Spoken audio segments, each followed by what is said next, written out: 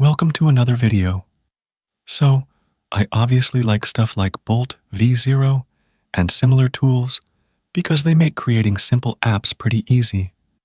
You can easily scaffold an app in seconds and then take it forward in your AI coder of choice, like Qwen, Ru, or Kilo. There weren't many open source alternatives to them either, apart from Bolt DIY. But now, we have another open source alternative, and this one is called Dyad. It is supposed to be a free, local, open source alternative to Lovable, V0, Bolt, and Replit. It allows you to build full-stack apps with Supabase integration, including Auth, database, and server functions. You can use any model with it, including the free tiers from Gemini, OpenRouter free variants, and similar options as well. It is local and open source, meaning that all your code stays with you, and you can use your preferred IDE and seamlessly integrate Dyad into your existing workflow. You can also use models via Ollama for full data privacy. One of the things about it is that it is a desktop app. So, it's like an Electron app instead of a web app, which is an interesting choice, to say the least. I would have liked it to be a web app, because that way I could put it on a server and use it, but that doesn't seem to be possible here. Anyway, that isn't possible here. But now, let me show you how you can use it as well. But before we do that, let me tell you about today's sponsor, Lutra. So, Lutra is basically an AI agent that can almost do anything. It is honestly one of the most interesting AI agents I've used recently, and it's actually a productivity powerhouse. Basically, what it does is connect with almost all your work apps like Google Docs, Sheets, Gmail, Slack, Airtable, Notion, even GitHub and HubSpot, and lets you automate just about anything you do on them. You can have it pull sales data, create visual dashboards, generate reports, update spreadsheets, send emails, and even process PDFs, all in one go. The cool part is, you just chat with it like you would with any assistant, and it writes actual code in the background to get your tasks done exactly how you want. If you ever feel like it's missing an integration, you can add new ones super easily using their MCP server option, which is pretty awesome for folks who want to plug in custom stuff or APIs. And what really sets Lutra apart is its playbooks feature. So imagine you're doing some repetitive workflow like product research, outreach emails, or weekly reporting. You can just save those steps as a playbook.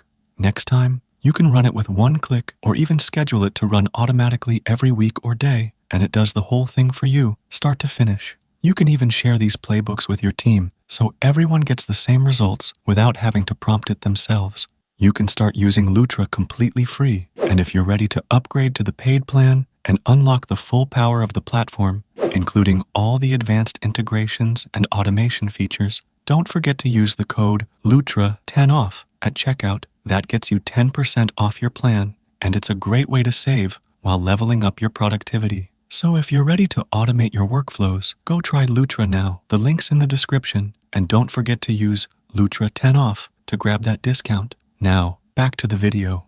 First of all, you'll have to download it. Now go ahead and open it, and this is what it looks like. Here you have the prompt box, and on the left, you have multiple other options like apps, where you'll see the apps that you build. You also have the chat option, and then we have the settings option, which is where you need to set up your API. Here, you can easily select the provider that you want to use. For free usage, they recommend that you use OpenRouter or Google's Gemini model. I think that Google's Gemini free tier can be quite good as well, because it should perform well. However, I'll recommend you use the Qwen 3 coder free variant, or also the Horizon beta model, because it is kind of cool as well, and is free without limits, which is definitely cool. You can also create a custom provider, and it will allow you to put in a base URL, and then enter the API key and similar details as well.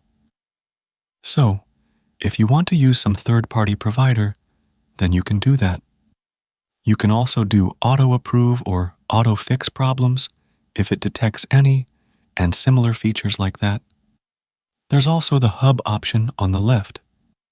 This Hub option allows you to select between the stack that is used in your app, like React.js with Vite or Next.js, and similar options as well. Now, let's try to build something with it as well. So, if we come to the app section, then you can see that we have some options here. First of all, here are the build and ask options. In build, it will allow it to write code, whereas ask is just for asking questions. Then, you have the model options. Here, you can select any model that you have configured and use it accordingly. One thing that I didn't find as cool is that they have a few features that are behind a paywall, which is a little disappointing to see, but it's nothing extraordinary. Just a fast provider option and a context condensation feature. Anyway, you can also attach files here as well. So, if you already have a design or project requirement, then you can use that as well. Another thing that you can do here is import your existing project and use it accordingly, making edits and similar changes as well. Now, let's ask it to build me an image cropper tool. Once we send it, you'll see that it goes ahead and starts to write the code. You can see the response as it's being streamed and similar things as well. You can see that as it does that, you can see the code it is writing and similar details as well. Once it has written the code, you'll have the option to approve the code that it has written. So just do that, or just reject it, or ask it for a follow-up, and then you'll see that it has written the code, and it will spin up the preview for you. You can see this preview here, where you have the image cropper looking pretty good, and it works well. You can also see the console log here as well, and see if any errors are occurring or something like that. You can also go ahead and ask it follow-up questions as well.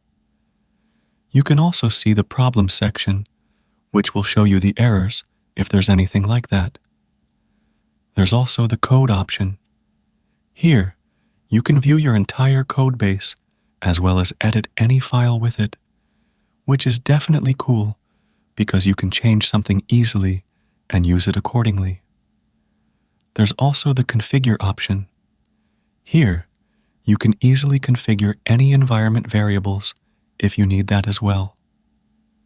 Another thing is that if you hit this button, then it will open up the option to link this project to a GitHub repo, or also allow you to connect Supabase integration, which is definitely cool as well. Now, if we go back, then you also have the option of publishing the app. Here, you can also connect it to GitHub, and once you have done that, you can also deploy it using Vercel as well, which is also pretty cool for sure. You also have the rebuild and other options and similar features as well. Also, you can see the token usage details by hitting the chart icon here as well, which is also pretty cool for sure. If you want it to keep working on the project, then you can also hit the Keep Going option, and that will just do more work on it. So, you can also set up the context that you want it to use, or it will be blank, and will use all the context in your folder intelligently. So, that is also cool. That is mainly how it all works. You can go ahead and use it accordingly. I found it to be pretty good, though the paywall thing seems a bit much.